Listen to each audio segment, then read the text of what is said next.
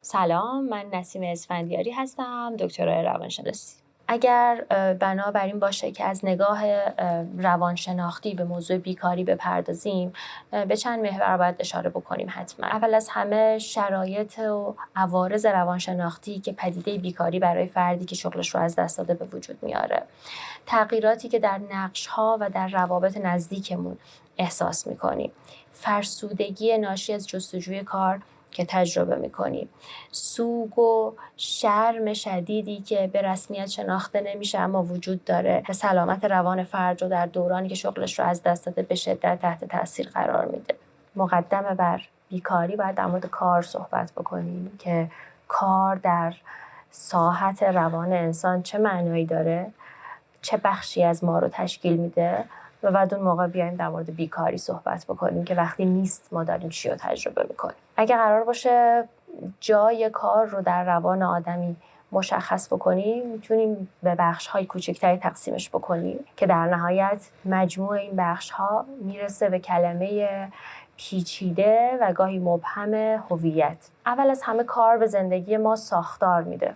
کار اون بخشیه که در روان ما ساختار رو تشکیل میده. چه وقتی صبح ما شروع میشه، کی برمیگردیم خونه، کی غذا میخوریم، چه لباسایی انتخاب میکنیم، با چه کسایی معاشرت میکنیم، تا چه ساعتی معاشرت میکنیم و کی میخوابیم. آخر هفته داریم، مرخصی داریم، عید تعطیلیم، عزا کیه، عروسی کیه. این ساختار کلی زندگی ما رو کار مشخص میکنه. بعد از ساختار میتونیم به معنا بپردازیم. معنا خیلی گسترده است ولی کار در زندگی ما یه بخش مهمی از اون معنا رو تشکیل میده. خود معنا هم جز اون کلمه‌های مبهم هست و اگه بخوام بازش بکنم میتونم به این بپردازم که کی ما احساس میکنیم یه زندگی معنادار داریم. وقتی که خودمون رو به چیزی بزرگتر و فراتر از خودمون بتونیم پیوند بدیم. من جایی کار میکنم که اون فضای کار یه هدفی داره به یه آدم‌هایی کمک میکنه، داره یک سرویسی رو خلق میکنه، داره یک محصولی رو تولید میکنه که خیری رو به جمعیتی یا به جامعه من میرسونه. این میشه معنا. زمانی که من بتونم خودم رو به چیزی بزرگتر از خودم ارتباط بدم و پیوندش رو احساس بکنم. میتونه بخشی از معنای زندگی من به وسیله کار تامین بشه. بخش دیگری که کار در زندگی و روان ما رقم میزنه معنای اثرگذاریه. ما نیاز داریم بتونیم اثرگذاری خودمون رو در جامعهمون، در محیط پیرامونمون و اون زندگی که داریم طی می‌کنیم احساس بکنیم. اثرگذاری به این معنا که من چه کاری رو انجام میدم، من به چه کسانی کمک میکنم، من با چه کسانی در ارتباطم، من مشکل کی رو حل میکنم، کاری که من انجام میدم چه سرویسی رو برای کی فراهم میکنه، مسئله چه کسی رو حل میکنه و زندگی رو برای چه کسی آسون میکنه. ما نیاز داریم احساس بکنیم اثرگذاریم و این اثرگذاری در خیلی از موارد با کار رقم میخوره و به دست میاد. مجموعه این عوامل که اشاره کردم بهش، از اثرگذاری، از معنا و از ساختار، نهایتاً ما رو میرسونه به هویت. اون چیز مفهوم پیچیده‌ای که ازش صحبت کردیم که گاهی نمیدونیم دقیقاً هویتی که ازش حرف میزنیم یعنی چی. اگه بیایم اون لنز رو بذاریم روی قسمت کار و بخوایم هویتی که به وسیله کار به دست میاد رو ریزتر بکنیم، جزئی تر ببینیم، میتونیم به این ابعاد اشاره بکنیم. میتونم به شکل یک جمع‌بندی بگم که چطور کار هویت ما رو تعریف میکنه. اگر تعریف ساده‌ای از هویت این باشه که اون عبارات، اون واژگان و اون کلماتی که ما استفاده میکنیم که خودمون رو تعریف بکنیم، کار میتونه ارزش‌های ما رو تعریف بکنه، کار میتونه اثری که ما بر جامعهمون میذاریم رو تعریف بکنه، کار میتونه حدود زندگی ما رو مشخص بکنه، ساختاری که بهش اشاره کردیم. و وقتی قطعه‌های این پازل توی تعریف ما تکمیل میشه، اون موقع ما داریم به صورت کلی از هویت صحبت میکنیم. اینجاست که داریم از هویت حرف میزنیم. این شکلی هویت ما تعریف میشه. و الان که موضوع کاره، کار توی این ابعاد میتونه هویت ما رو شکل بده. کار منبع درآمد نیست و مسئله بیکاری هم محدود به مسئله مالی و درآمد نیست. وقتی که موقعیت ما از کسی که شاغله به موقعیتمون به عنوان کسی که شغلش رو از دست داده و بیکار تغییر میکنه، اون جایی که آسیب میبینه همین بخشی از کاری که هویت ما رو شکل میده. ما ساختار رو از دست دادیم، اثرگذاریمون رو نمیبینیم، یعنی نمیدونیم که در طول روز بودن من داره به چه شکل خودش رو نشون میده، چه شکلی نمود داره و علاوه بر این معنایی که توی زندگی دنبال میکنیم داره خدشه دار میشه. بنابراین در واقع محدود کردن عارضه بیکاری به مسئله مالی کوچک انگاشتنشه. به این سوال پاسخ بدیم که کار که بخشی از هویت ماست چه اثری توی زندگی ما داره. میتونم به این اشاره بکنم در گام اول که کار نقش اجتماعی ما رو تعریف میکنه. شما اگه تو مکالمات روزمره دیده باشید خیلی از اوقات ما وقتی میخوایم خودمون رو معرفی بکنیم با شغلمون خودمون رو معرفی میکنیم. قبل از اینکه بگیم پسر کسی هستم، همسر کسی هستم، دانشجوی دانشگاهی هستم، به این اشاره میکنیم که پزشکم، معلمم، پرستارم، روانشناسم یا هر شغل دیگری. پس نقش اجتماعی اون فاکتور کلیدیه که شغل در هویت ما رقم میزنه. داستان شخصی. شغل به ما یه داستان شخصی میده. هر آدمی برای تعریف خودش، برای اینکه یک تصویری از خودش در ذهن خودش داشته باشه، به داستان احتیاج داره. من کی هستم؟ در چه خانواده‌ای چشم به جهان گشودم؟ الان چه میکنم؟ زندگیم به کدوم مسیر میره؟ چه خواسته ها و آرزوهایی دارم و چه پایانی برای خودم متصورم؟ کار بخش زیادی از اون داستان شخصی ما رو روایت میکنه و ما وقتی که با بیکاری روبرو میشیم به یک باره داستانمون در وسط کتاب رها میشه. هنوز به فصل درستش نرسیده، هنوز بازیگرها وارد نشدن به اندازه کافی، هنوز داستان انسجام پیدا نکرده، کتاب از نیمه رها میشه و داستانه که نصف و نیمه میمونه. این داستان شخصی خیلی اهمیت داره چون به ما کمک میکنه بتونیم آینده رو پیش بینی بکنیم. از اینجا پل میزنم به این موضوع که کار روایت برای زندگی ما میسازه و به ما احساس تداوم و پیوستگی میده.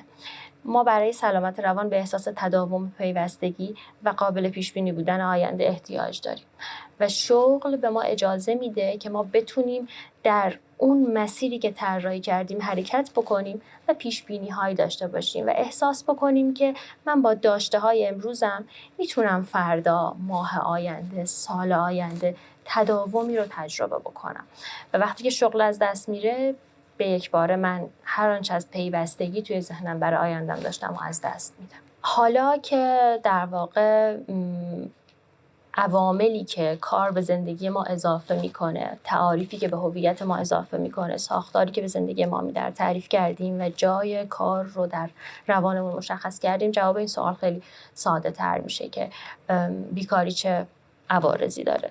بیکاری ساختار رو از ما میگیره، بیکاری روایت ما رو نصف و نیمه رها میکنه، بیکاری احساس تداوم و پیوستگی رو از ما میگیره و بیکاری سوگ عنوان نشده و سوگ دیده نشده ای رو برای ما به همراه میاره. سوگ بیکاری جزو اون سوگ‌هاییه که خیلی وقتها ما در تنهایی تجربهش میکنیم چون به رسمیت شناخته نمیشه. کم پیش میاد که ما به کسی که عزیزی رو از دست داده وقتی که خبر رو میشنویم بگیم که فدای سرت، اشکالی نداره. اما خیلی وقتها اولین واکنش ناخودآگاهمون به کسی که شغلش رو از دست داده اینه که فدای سرت، اشکالی نداره، در حالی که خیلی اشکال داره و خیلی هم درد داره. در مواجهه با هر فقدانی احساسی که ما تجربه میکنیم سوگه و خیلی از این فقدان‌ها و از دست دادن‌ها حمایت‌های اجتماعی میگیره، به رسمیت شناخته میشه، خود فرد قائل به این که چیزی رو از دست داده و این از دست دادن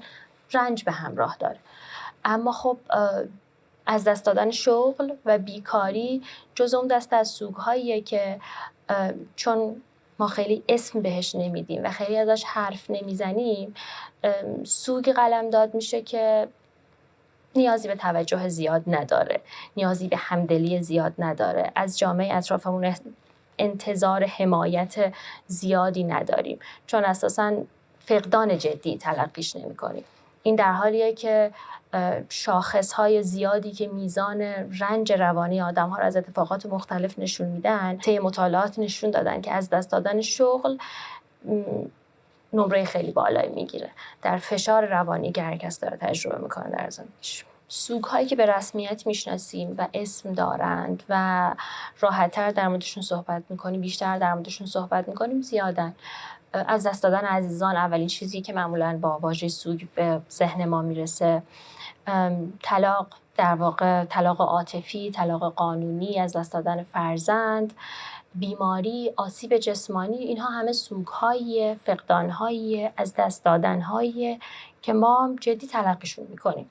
اما وقتی کار به از دست دادن شغل میرسه، به نظر میرسه سوگی نیست که به رسمیت شناخته بشه. سوگی نیست که وزن کافی رو بهش بدیم. به دردی که رقم میزنه وزن کافی رو نمیدیم. سوگ بیکاری رو اگر بخوام از وزنش صحبت بکنم، در شاخص هایی که وجود داره وزن بالایی داره. خیلی وقتها نزدیک به آسیب های جدی جسمانی یا از دست دادن کسانی در دایره نزدیکان و آشنایان. ولی اون چیزی که ما قضاوتش میکنیم خیلی فاصله داره با اون رنج واقعی که داره کسی که شغلش رو از دست داده تجربه میکنه.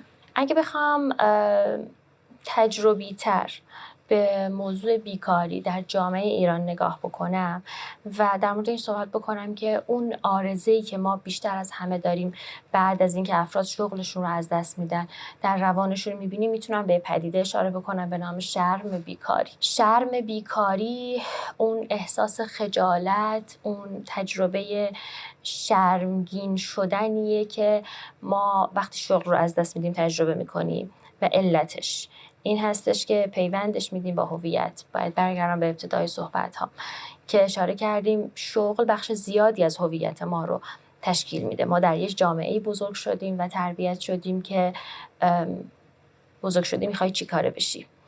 انگار تمام دستاوردها، اهداف، سنجه اون موفقیت و شکست و قضاوت‌های اجتماعیمون خلاصه شده و متمرکز شده روی بزرگ شدی میخوای چی کاره بشی. و حالا من بزرگ شدم و شغل رو داشتم و حالا از دستش دادم. در این مسیر تربیتی تعریفی جز شکست نداره از دست دادن شغل. و شکست شرمگینمون میکنه، شرم‌آور تلقی میشه. این شرم بیکاری خیلی گسترده است و ما میتونیم در همه ابعاد و توی همه نقش هایی که به عهده داریم ببینیمش. شرم در نقش های درجه یکی که داریم، فرزند خانواده‌ای که هستیم داریم تو شرم رو تجربه میکنیم. عضوی از یک رابطه عاطفی هستیم، شرم رو تجربه میکنیم. من شغلم رو از دست دادم، شغلی که بخش زیادی از هویت من بوده، شکست تلقیش میکنم و حالا بابتش شرمگینم. و این شرم عوارض زیادی داره. به صورت کلی شرم احساس بسیار دردناکی، یعنی تجربهش و تحملش سخته.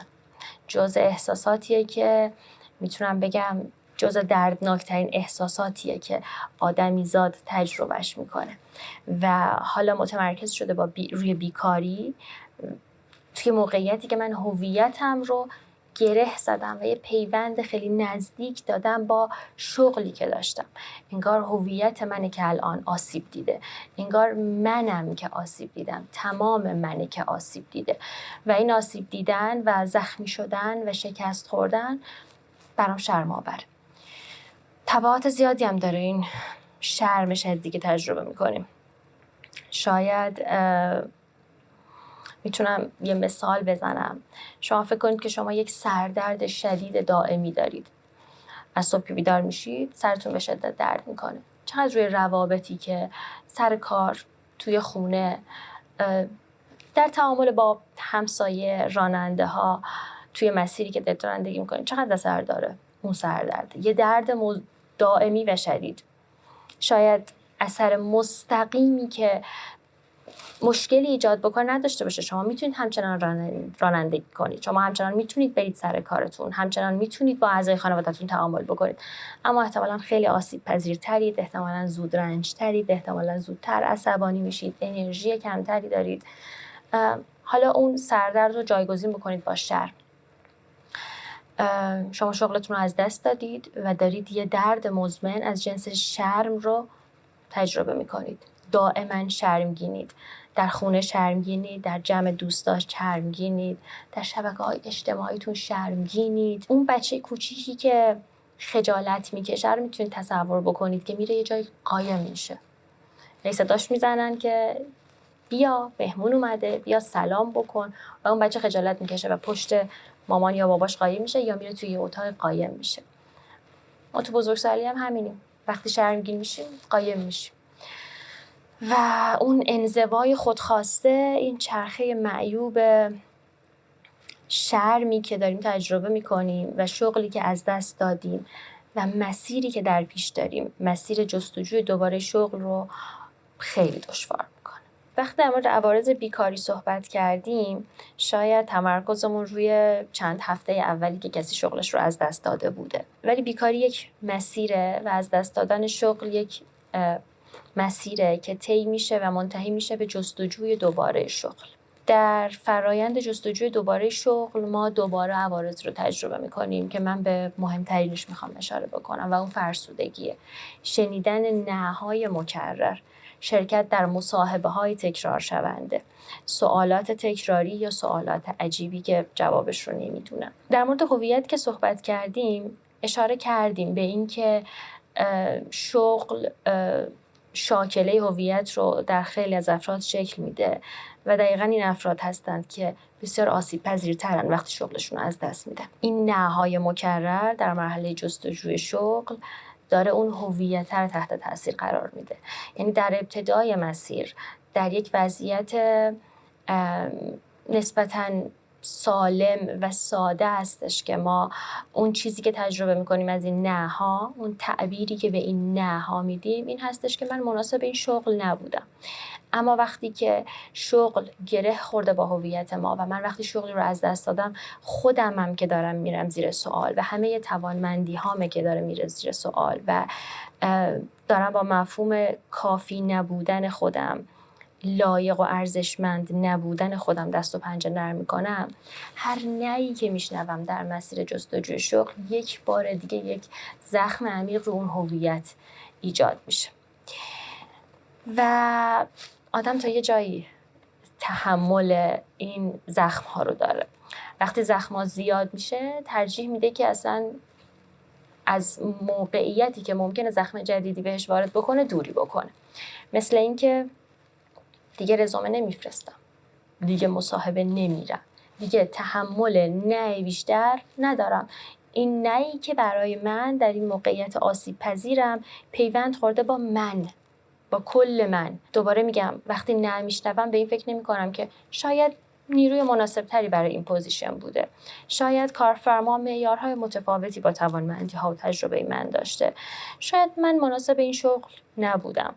تنها تعبیری که از اون نه میکنم اینه که من آدم لایق و ارزشمند و توانمندی نیستم و مواجهه شدن مجدد با این دردناکه و خودم رو در معرض این درد قرار نمیدم. این شکلی که دیگه رزومه هم نمیفرستم. اون انزوایی که دارم تجربه میکنم و عمیق‌تر میکنم. گوشه‌گیری، فرسودگی و تنهایی رو چاره میبینم برای بهبود این زخم، در حالی که یک چرخه معیوبه. هر موقعیت شغلی به سری فاکتورها نیازمنده، از اینکه زمان مد نظر که در واقع زمانی که ما مد نظر داریم برای شغل، عددی که به عنوان درآمد مد نظر داریم، اتمسفر اون سازمانی که می‌خوایم بهش وارد بشیم، ایدئال‌های شغلی خودمون، اون نه رو ما به هیچ کدوم از اینها نسبت نمیدیم. در اون موقعیتی که روانمون اونقدر آسیب پذیر شده، اونقدر پوستش نازک شده و همه اون نه رو مستقیما به خودمون، به مجموعه من ارزشمند نیستم، من توانمند نیستم، توانمندی های شغلی منی که به درد نمیخوره، ما به اینها نسبتش میدیم. اون نه به تمام این فاکتورها بستگی داره. خیلی وقتها توانمندی ها هم همخوانه، خیلی وقتا مسئله سر حتی شکل کاره. کارفرما یه نیروی دورکار میخواد در حالی که من ترجیحم اینه که دورکاری نکنم و اینا رو در نظر نمیگیریم در اون موقعیتی که تکرار میکنم پوسته روانمون نازک شده. وقتی خیلی آسیب دیدیم، قدرت و در واقع اون گستره‌ای که برای عواملی که اون نه رو رقم میزنن در نظر میگیریم خیلی محدوده. توانمندی وجود داره، تجربه ها وجود دارن، حتی درس هایی که من از شغل قبلی گرفتم که منجر به تعدیل یا از دست دادن شغل شده که میتونه حالا هر کدوم از این موقعیت ها باشه. من همه اونها رو دارم و الان یه پله حتی بالاتر ایستادم، اما تو موقعیتی که شغلم رو از دست دادم توان این که بخوام روی اونها تمرکز بکنم و انگار ندارم. یه موضوع که باید بهش توجه بکنیم اینه که از دست دادن شغل و بیکاری فقط خود اون فرد رو تحت تاثیر قرار نمیده. در اکثر اوقات یک خانواده گسترده تری تحت تاثیر از دست دادن شغل قرار میگیرند. پدر و مادری که باشون زندگی میکنیم، فرزندانی که داریم، همسر، دوستانی که نزدیک ما هستن، اینها همه کسانی هستند که تحت تاثیر آرزوی بیکاری قرار میگیرند و توجه نکردن بهشون، به نقششون، به اثری که میتونن بذارن میتونه پدیده رو پیچیده تر بکنه. مثالی که بخوام براتون بزنم اینه که خیلی وقتها وقتی شغل رو از دست میدیم در خانواده مورد حمایت قرار میگیریم. در ابتدای مسیر این حمایت شکل دلداری داره، این حمایت شکل گفتگو داره، راه حل‌هایی پیشنهاد میشه، تلاش میکنند که گزینه‌هایی پیش پای فردی که شغلش رو از دست داده بذارن. اما نیاز روانی واقعی اون آدم در اون موقعیت‌ها این نیست. نیاز روانی راه حل نیست، دلداری نیست. خیلی وقتها فرد صرفاً به یک امنیت روانی احتیاج داره، امنیتی که بتونه سوگی که ازش حرف زدیم رو تجربه بکنه و بگذرونه. یعنی بخشی از فرایند سوگ، هر سوگی که سوگ بیکاری هم از انواع فقدان هستش، گذر زمانه. ما باید زمان داشته باشیم برای اینکه بتونیم کم کم این فقدان رو جایابی بکنیم در زندگیمون و بعد ببینیم حالا برای جایگزینیش و برای عبور ازش چه کاری میتونیم انجام بدیم. ولی فشار خانواده، فشار نزدیکان که از سر همدلی، همراهی و حمایت بعضا منجر میشه به اینکه ما اون امنیت روانی و اون فضایی که برای تجربه اون رنج نیاز داریم و از دست بدیم. علاوه بر اینها خانواده به شکل دیگری هم اثرگذاره روی این موضوع.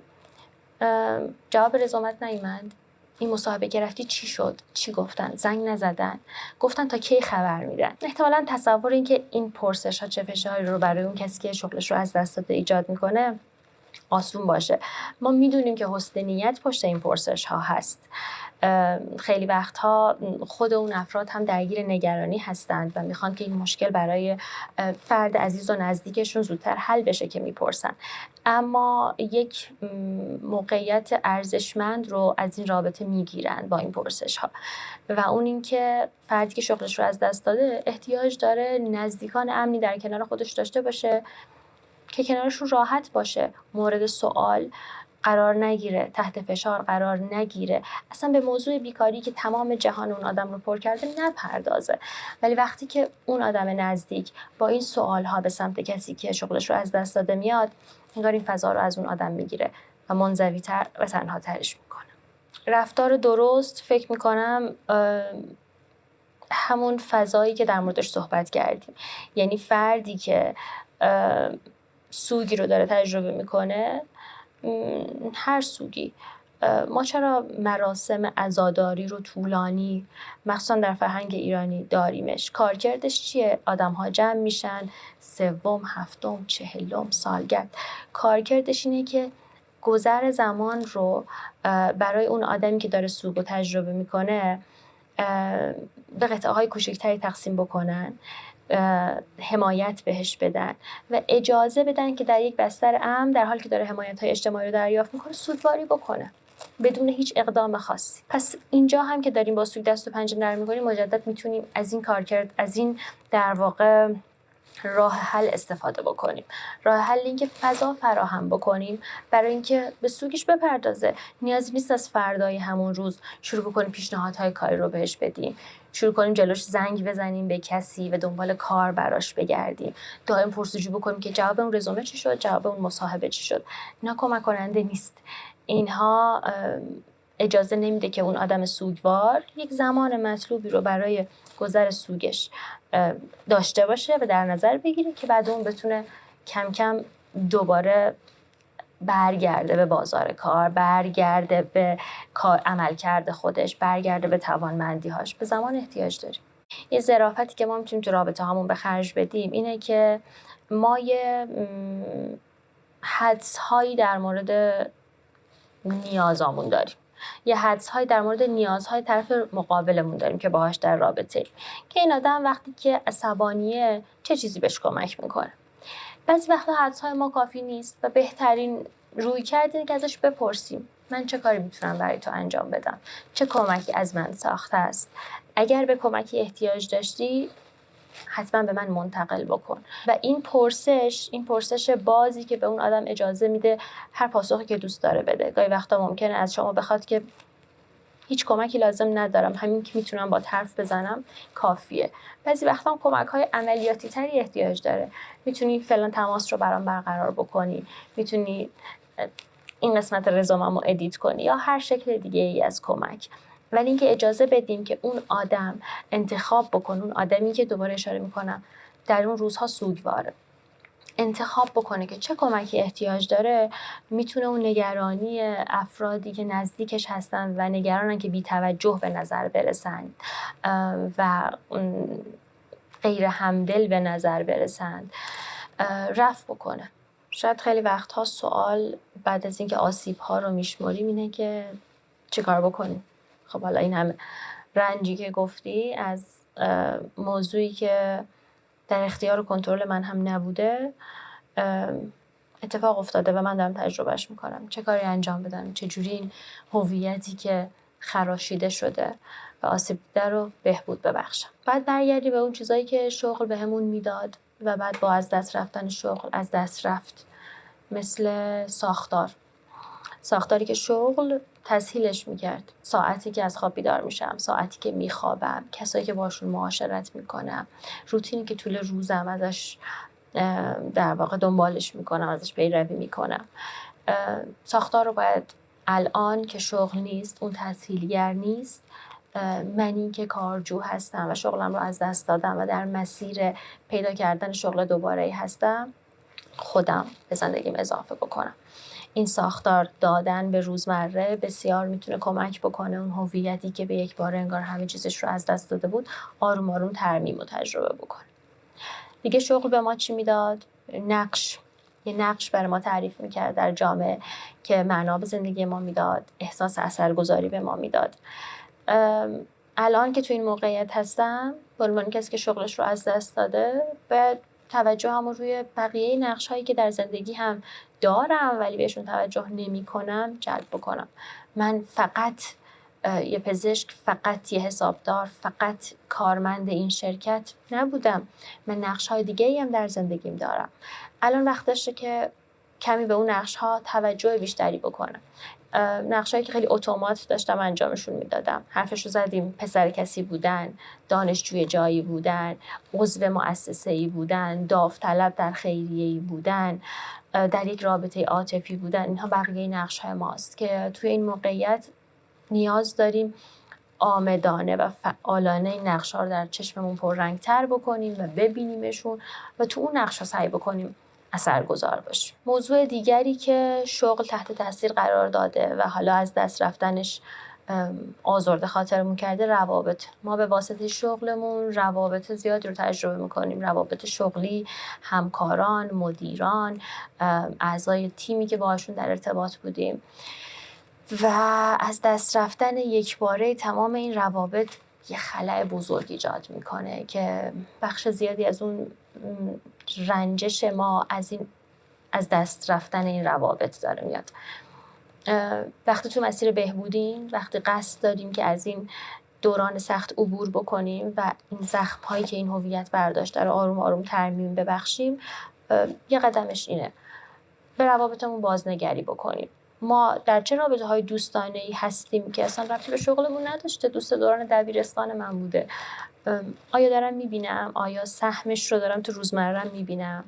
روابط خانوادگی من چطور؟ خانواده برای من کجاست؟ چه وزن و ارزشی داره؟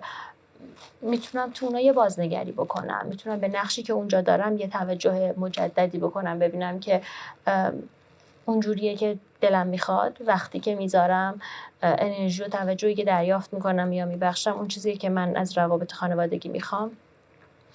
روابط عاطفی میتونه پناهگاه و پایگاه امن خیلی قابل اتکایی باشه در این موقعیت، هرچند که محل آسیب هم میتونه باشه، از حیث اینکه اون فشاری که دارم تجربه میکنم و در امن‌ترین پایگاه هم، در نزدیکترین رابطه‌ای که دارم تجربه میکنم، خیلی وقتا پیاده‌اش میکنم، چون فضا رو فضایی میبینم که من یه جایی بالاخره باید داد بزنم دیگه، من یه جایی باید گریه‌مو بکنم دیگه، من یه جایی باید این ابراز ناراحتیه رو بکنم. خیلی وقتا انتخابمون فضای رابطه عاطفی مونه، اما نمیتونیم بگیم که اون هیجانات اثری روی رابطه عاطفی نداره، حتما داره. پس نقشی که اونجا دارم رو به عنوان یک پارتنر میتونم دوباره توش بازبینی بکنم. آیا رابطه عاطفی من به شکلی هست که دوستش دارم، جای خالی داره برای توجه، جای خالی داره برای تجربه جدید، جای خالی برای گفتگوی صمیمی‌تر، گفتگوی عمیق‌تری داره، فضای خیلی مناسبیه برای اینکه دوباره نقشی که اونجا دارم رو مرور بکنم و توی این گذر روزهای دشوار کمی بهش پناه ببرم و این نقش به من کمک میکنه. و برای جمع‌بندی میتونم این جمله رو بگم که اگر در موقعیتی هستیم که شغلمون رو از دست دادیم و احساس میکنیم که هویت ماست که آسیب دیده و نهایی که شنیدیم به کل وجود ما وابسته بوده و ربط داشته و الان قصد داریم که مسیر بهبود و ترمیمی رو رقم بزنیم با صحبت‌هایی که انجام دادیم، میتونم بگم که باید دائما مرور بکنید و دائما به خاطر بیاریم که بیکاری یک وضعیته، یک هویت نیست، یک دورانه، یک برشه، کل کیک زندگی ما نیست. مرور این واقعیت میتونه کمک بکنه احساساتی که تجربه میکنیم رو تعدیل شده تر، مدیریت شده تر تجربه بکنیم و تصمیمات درست تری بگیریم.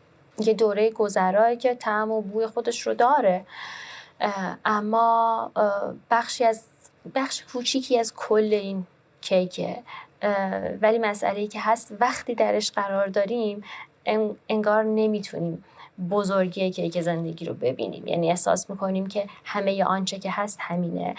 و دوباره تکرار میکنم، بیکاری رو یک وضعیت نمیدونیم، یه استیت نمیدونیم، یک دوران نمیدونیم، بخشی از هویتمون میدونیم که آسیب دیده، که توانمند نبوده، که ارزشمند نبوده، لایق نبوده و تعمیمش میدیم به همه اون چیزی که خودمون رو باهاش تعریف میکنیم.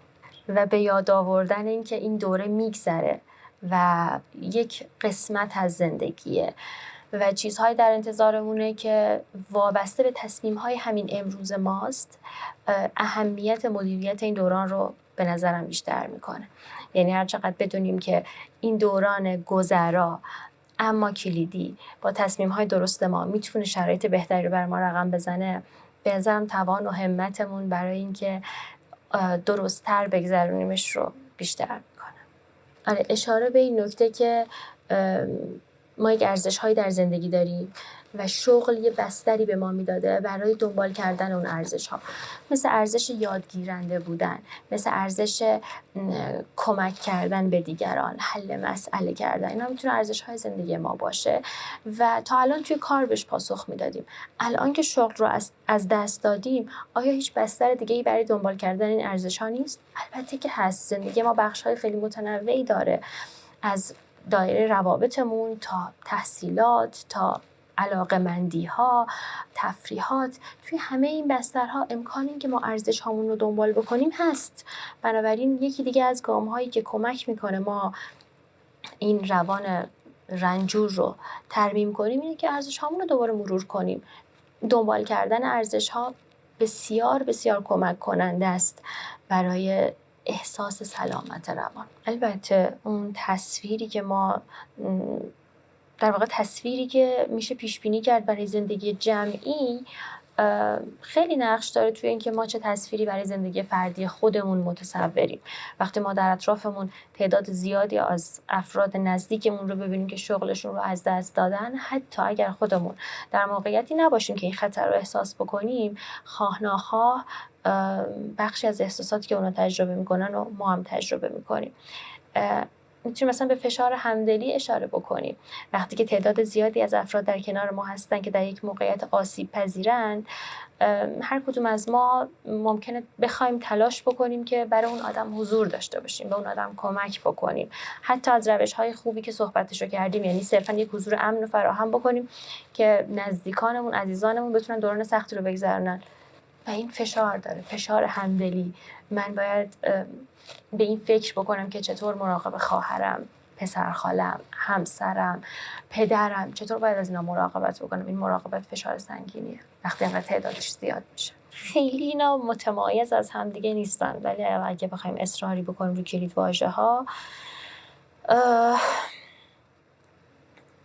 دنبال نمی کنیم مسیر جستجوی کار رو بعد از یه مدت و متوقفش میکنیم برای اینکه تحمل یه زخم دیگر رو انگار نداریم و میخوایم جلوی یه نه دیگه‌ای که فکر میکنیم قراره بخوره تو صورتمون رو بگیریم. 2 تا دلیل داره، 2 تا دلیل بنیادی که شناختن این 2 تا دلیل میتونه این چرخه رو متوقف بکنه، یعنی ما رو از این فضای فرساینده خارج بکنه. اولین دلیلی که انگار روان ما این زره رو تنش میکنه که با انزوا و توقف از خودش مراقبت بکنه، به خاطر اینکه احساس کنترل رو از دست داده. در شرایطی بوده که خودش سهمی توش نداشته و به یک باره با از دست رفتن شغل روبرو شده. شغلی که درآمدش، روابط اجتماعیش، نقشی که در جامعه داشته، معنایی که در زندگی دنبال میکرده، تامین میکرده و حالا از دست رفته. و با توقف جستجوی شغل از خودش مراقبت میکنه، احساس کنترل رو به خودش برمیگردونه. وقتی که چیزها روی روال بود، من نتونستم کنترلی داشته باشم و به یک باره همش رو از کف دادم و حالا میخوام خودم رو در موقعیتی قرار ندم که دوباره این موقعیت بیفته. این چیزایی که داریم ازش صحبت میکنیم گفتگوهای ناخودآگاه ماست، یعنی انقدر آشکارا و در سطح اتفاق نمیفته که ما بخوایم متوقفش بکنیم، ولی وقتی بدونیم که در لایه‌های پایین‌تر احتمالاً روان ما داره اینجوری از خودش مراقبت میکنه، اگر به نفعمون نیست متوقفش بکنیم. و مسئله بعدی که به این فرسایندگی جستجوی شغل دامن میزنه، ترس از شکسته. ترس از شکستی که ممکنه محدود به موضوعات کاری نباشه، یعنی اگر ردش رو بگیریم در روابط، در تحصیل و در دنبال کردن علاقه‌مندی‌های دیگه هم ما این ترس از شکست رو داشتیم، نرفتیم دنبال چیزهایی که دوستشون داشتیم، فکر می‌کردیم که شوقی نسبت بهشون داریم، ولی از ترس این که این کلاسی که ثبت نام می‌کنم و تا آخر نرم، از ترس این که این ورزشی که دوست دارم رو توش خوب نباشم و نهایتاً نتایجی به دست نیارم، اصلا سراغش نرفتم. اون ترس از شکست و اون الگو اینجا میتونه خیلی مثل زخم سر باز بکنه و دامن بزنه به این فرسایندگی و جلوی ما رو در مسیر جستجوی شغلی که میتونه شرایط رو خیلی تغییر بده بگیره.